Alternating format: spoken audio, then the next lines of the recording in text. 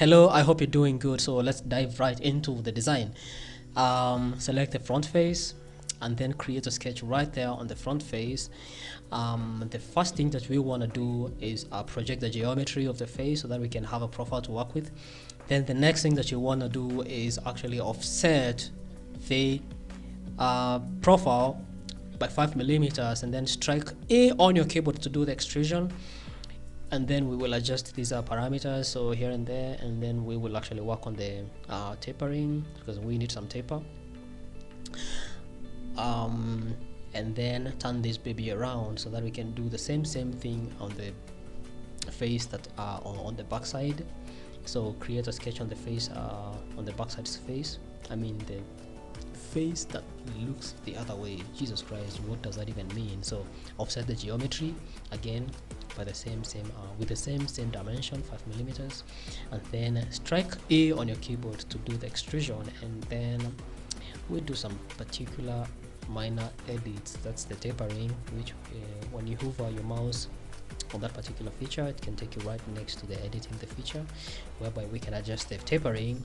And as you can see, we have tapered our model by 30 degrees inwards. So the next thing that you need to do is save your work. Please save your work, and then we move to the next step. The reason is sometimes when you work with the shelling features, your software might fail and you might end up losing your work. So we want to inspect that our work or our model is shellable. So as you can see, I have selected the faces that I wanted to get rid of, and then that's the feature. So but we will do some minor edits so that we can include our provisions where someone can hold this particular gadget or the device by hand. So this is what we're gonna do next. So we're gonna offset our plane just as you saw me do, if you are really following. And then to split the geometry, strike F7, but we don't need that much right now because it can't help us so much. So we move on to the next part, whereby we will actually sketch on the plane that we just offset. Just performing a simple like a turning here and there so that we can see the particular orientation that we can work with. So you have to choose one favorable orientation so that it can give you an easy time for design. So please make sure that you have switched to orthographic mode. As you can see, we are doing clearly fine. So what you need to do is, we are not now dealing with dimensions, you are dealing with intuition, and I want you to really grasp intuition in design, because you would realize that most of designs are intuition based, and that's what I really want you to be good at. So as you can see, I'm trying to adjust my model to be organic as possible without particular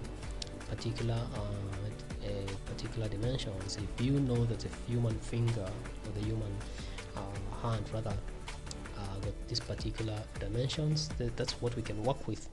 Exactly that you won't find a hulk of a finger. Damn, that will be off the expectations.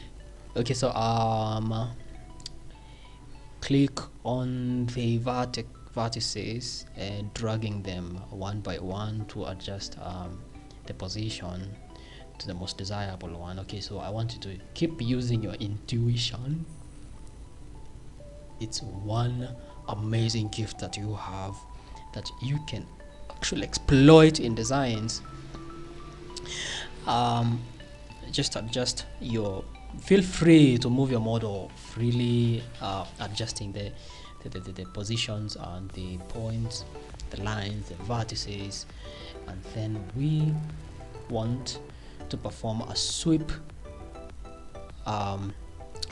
across that particular sketch, and then we will select that pathway. once you click the sweep tool and then click on the path, it will show all these edges that we can sweep across, and you can see this is what we really want to do. We want to do a cut.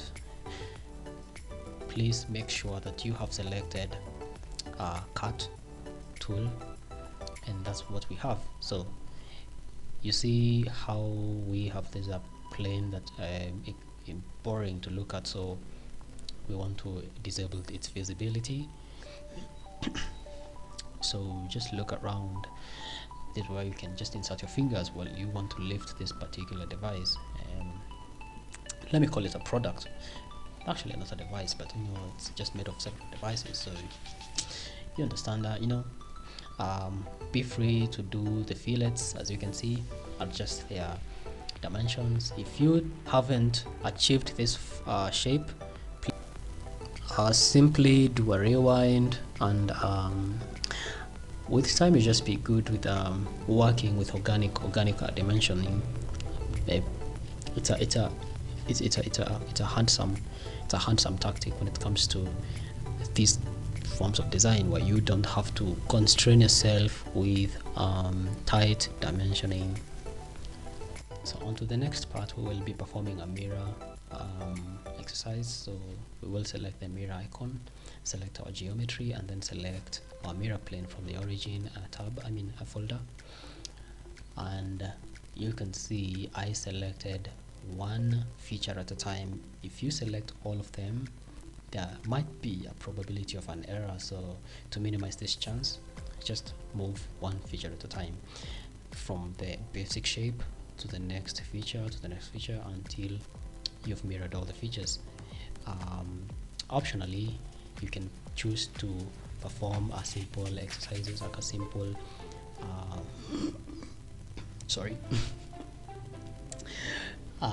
simple geometries like a fillets, without the need of mirroring them.